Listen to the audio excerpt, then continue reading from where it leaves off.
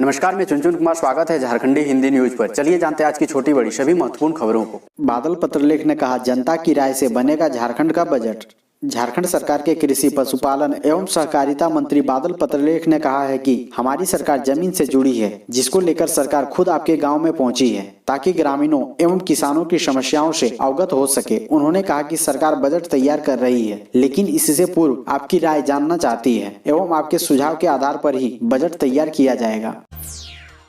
Jack 5 board परीक्षाओं का फैसला आज। मैट्रिक में 20 की जगह 10 अंक का होगा असेसमेंट। मैट्रिक व इंटर की वार्षिक परीक्षा 2021 में भी कोरोना का प्रभाव दिख रहा है। सरकार के निर्देश पर पहले ही सिलेबस में कटौती कर दी गई है। मैट्रिक में इस वर्ष असेसमेंट 20 की जगह 10 अंक होगा। प्रायोगिक परीक्षा 20 मार्क्स की होगी। शनिवार को जिला स्कूल में JAC secretary Mahip Kumar Singh high स्कूलों और +2 स्कूलों के प्रिंसिपल को जानकारी दे रहे थे। कहा कि मैट्रिक व इंटर का सिलेबस सभी को पहले ही भेज दिया गया। इसी सिलेबस के अनुसार छात्रों से परीक्षा की तैयारी करानी है। जैक द्वारा 5 बोर्ड परीक्षाएं आयोजित की जाती है। इसमें 8वीं, 9वीं, 10वीं, 11वीं और 12वीं परीक्षा शामिल है। उपरोक्त सभी परीक्षाओं का आयोजन कब से होगा, इस पर निर्णय 4 जनवरी को जैक में होने वाली बैठक में लिया जाएगा।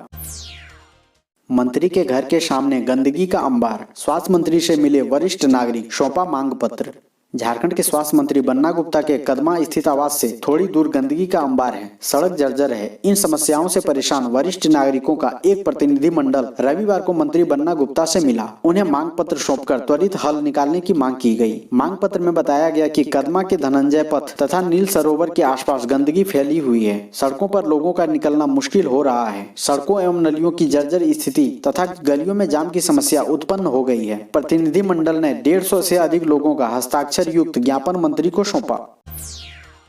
भारतीय तीरंदाजी संघ का ऑनलाइन एफिलिएशन पोर्टल लॉन्च। अब एक क्लिक पर मिलेगी तीरंदाजी की हर जानकारी। आर्चरी एसोसिएशन ऑफ इंडिया के अध्यक्ष और केंद्रीय जनजातीय मामलों के मंत्री अर्जुन मुंडा ने वर्चुअल मंच पर खरसवां से आर्चरी एसोसिएशन ऑफ इंडिया के ऑनलाइन एफिलिएशन पोर्टल को लॉन्च किया। इस अवसर पर अर्जुन मुंडा ने कहा कि आर्चरी एसोसिएशन ऑफ इंडिया के इतिहास में एक नया अध्याय इस पोर्टल के लॉन्च के साथ जोड़ा गया है। अर्जुन मुंडा ने कहा कि ASI टीम की अथक प्रयासों का परिणाम है। इस पोर्टल के माध्यम से आर्चर, कोच, अधिकारी को सभी तरह की जानकारी मिलेगी। साथ ही चैंपियनशिप, गेम्स, इंटरनेशनल और नेशनल टूर्नामेंट में भाग लेना चाहते हैं उन्हें भी फायदा मिलेगा। राष्ट्रीय तीरंदाजी चैंपियनशिप और अन्य तीरंदाजी गतिविधियों के संबंध में भी जानकारी मिलेगी।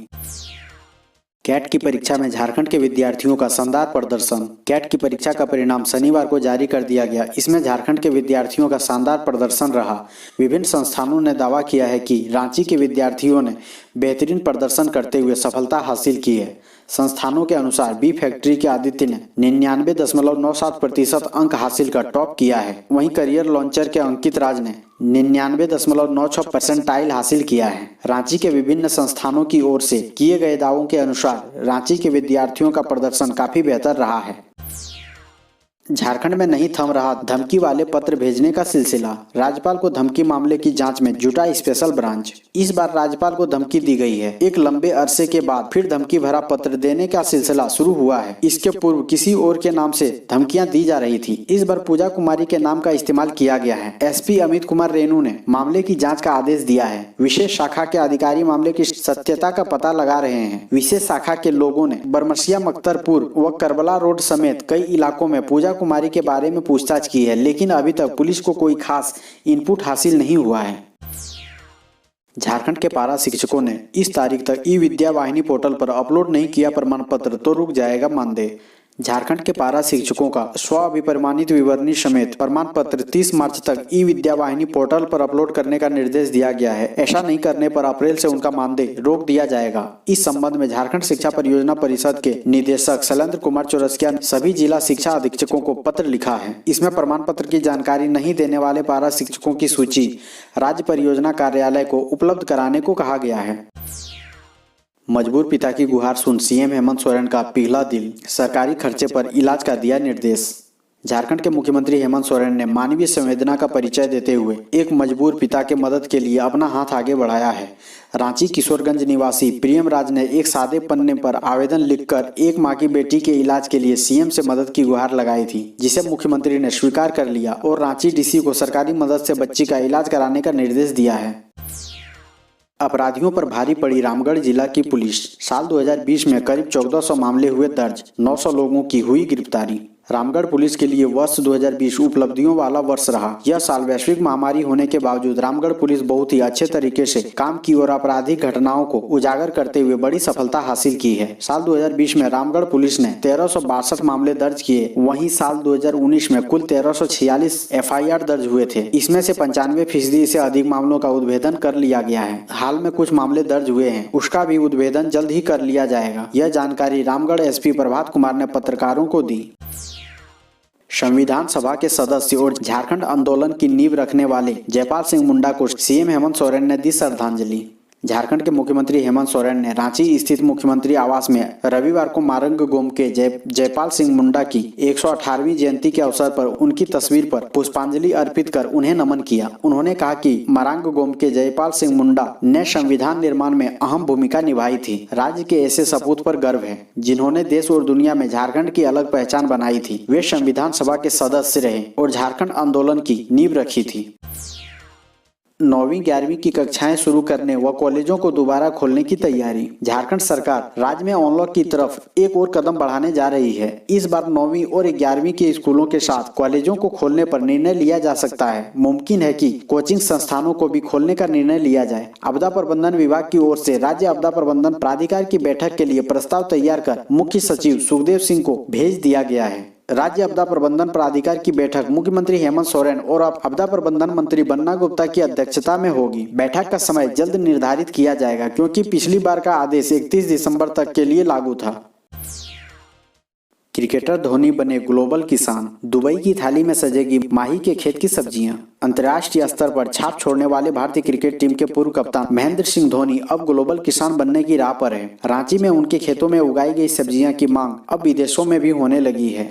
अगर सब कुछ ठीक रहा तो जल्द ही दुबई के लोग की थाली में माही के खेतों की उगी सब्जियां भी नजर आएगी। धोनी के खेतों की सब्जी टमाटर, गोभी, मटर, शिमला मिर्च के चर्चे दुबई पहुंच गए हैं। इन दिनों परिवार के साथ दुबई में छुट्टी मना रहे धोनी से कई लोगों ने उनके खेतों की सब्जियों की मांग की है। यहाँ तक कि कुछ कंपनियों ने माही के खेतों की सब्जियां बेचने के लिए भी हाथ बढ़ाया है। अभी इस पर बात चल रही है। सूत्रों के अनुसार जल्द ही इस पर निर्णय हो जाएगा।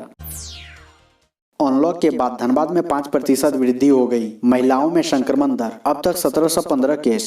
कोरोना वायरस को लेकर लगाए गए लॉकडाउन में धनबाद की महिलाओं ने जहां संजीदगी दिखाई, वहीं अब अनलॉक में तेजी से महिलाएं भी संक्रमित हो रही है। जिला महामारी रोग नियंत्रण विभाग के अनुसार लॉकडाउन की अवधि में कुल संक्रमित मरीजों में 17% संख्या महिलाओं की थी, लेकिन अनलॉक होने के बाद संक्रमित महिलाओं की संख्या 23% हो गई। इस तरह से अनलॉक होने के बाद 5% संख्या बढ़ गई है। जिले में अब तक 7558 लोग संक्रमित हो चुके हैं। इसमें महिलाओं की संख्या 1715 के आसपास है। साल 2020 में राष्ट्रीय महिला आयोग को महिलाओं के खिलाफ हिंसा की मिली सर्वाधिक शिकायतें। साल 2020 कोरोना महामारी का वह गहरा घाव दे गया जिससे अभी भी दुनिया उबर नहीं पाई है। बीते साल में लोग लॉकडाउन जैसी पाबंदियां से जूझते रहे। इस दौरान बच्चे और महिलाओं को काफी परेशानियां हुई। भारत भी इससे अछूता नहीं रहा। समाचार एजेंसी PTI ने राष्ट्रीय महिला आयोग के आंकड़ों के हवाले से घरेलू हिंसा को लेकर सनसनीखेज जानकारी दी है। रिपोर्ट के अनुसार राष्ट्रीय महिला आयोग को वर्ष 2020 में पिछले 6 सालों में महिलाओं के खिलाफ हिंसा की सबसे अधिक शिकायतें मिली। कोरोना वैक्सीन पर बड़ा फैसला। कोविशील्ड और कोवैक्सीन के इमरजेंसी इस्तेमाल की मंजूरी। PM मोदी ने दी बधाई। कोरोना महामारी से निपटने के लिए वैक्सीन का इंतजार खत्म हो गया है। Drug controller general of India ने सीरम इंस्टीट्यूट ऑफ इंडिया और भारत बायोटेक की कोरोना वैक्सीन को आपातकालीन स्थिति में इस्तेमाल की मंजूरी दे दी है। इसके साथ ही मेसर्स कैडिला हेल्थ केयर को भारत में तीसरे चरण के क्लिनिकल ट्रायल करने की अनुमति दी गई है। DCGI के अनुसार दोनों वैक्सीन पूरी तरह से सुरक्षित है। प्रधानमंत्री नरेंद्र मोदी ने सीरम इंस्टीट्यूट और भारत बायोटेक की कोरोना वैक्सीन के इमरजेंसी इस्तेमाल को DCGI से अनुमति मिलने के लिए देशवासियों और वैज्ञानिकों को बधाई दी है। शिक्षा विभाग का स्कूलों को फरमान, एक दिन में 1 से अधिक शिक्षकों को नहीं दे अवकाश।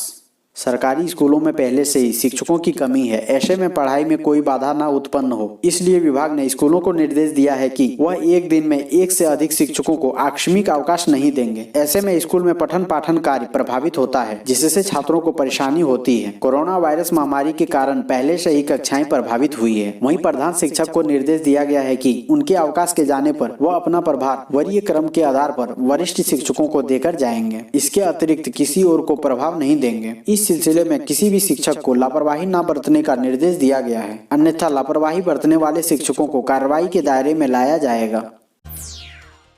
कोरोना का टीका लेने से डॉक्टर व नर्स ने किया इनकार, काउंसलिंग के बाद मानी। रांची सदर अस्पताल में हुआ रिहर्सल। रांची सदर अस्पताल में शनिवार को अस्पताल की डॉक्टर वत्सल और एक नर्स ने कोरोना के टीका लेने के बाद होने वाले साइड इफेक्ट की बात करते हुए टीका लेने से मना कर दिया। मना करने पर डॉक्टर वत्सल और नर्स को काउंसलिंग रूम में ले जाया गया। काउंसलिंग रूम में तैनात डॉक्टरों की टीम ने डॉक्टर वत्सल और नर्स को वैक्सीन के लिए समझाया। दोनों को बताया गया कि टीका लेने से कोरोना वायरस के आक्रमण से उनका बचाव होगा और शरीर की रोग प्रतिरोधक क्षमता बढ़ेगी। टीम की काउंसलिंग के बाद डॉक्टर और नर्स कोरोना का टीका लेने को तैयार हुई। ड्राई रन का आयोजन किया गया। डीवीसी बकाया भुगतान को लेकर रविवार रात से कर सकता है 50% बिजली की कटौती। जेबीवीएनएल के कार्यकारी निदेशक ने कही ये बात। डीवीसी द्वारा बकाया भुगतान को लेकर डीवीसी कमांड एरिया में लगातार बिजली की कटौती की जा रही है। डीवीसी द्वारा वर्तमान में कमांड एरिया धनबाद, बोकारो, गिरिडीह, हजारीबाग, रामगढ़, कोडरमा व चतरा में 30% की बिजली कटौती की जा रही है। डीवीसी द्वारा पूर्व में दिए गए नोटिस के अनुसार 4 जनवरी से 50% बिजली कटौती की जाएगी। इस नंबर पर मिस्ड कॉल करें, बुक होगी गैस। अब उपभोक्ताओं को 24 घंटे के पहले मिलेगा सिलेंडर। गैस की बुकिंग करने के लिए अब उपभोक्ताओं को सिर्फ मिस्ड कॉल करनी है। इंडियन ऑयल कॉर्पोरेशन ने एलपीजी ग्राहकों के लिए मिस्ड कॉल की सुविधा शुरू की है। ग्राहक अब रिफिल बुक कराने के लिए सिंगल मित्र कॉल का उपयोग कर सकते हैं। हालांकि सिलेंडर बुकिंग करने के लिए कंपनियों ने कई तरह के माध्यम बनाए हुए हैं, लेकिन सबसे आसान मिस्ड कॉल होगी। इंडियन ऑयल कॉर्पोरेशन के एलपीजी ग्राहक अब सिलेंडर बुकिंग के लिए 8454955555 पर मिस्ड कॉल कर सिलेंडर बुक करा सकते हैं।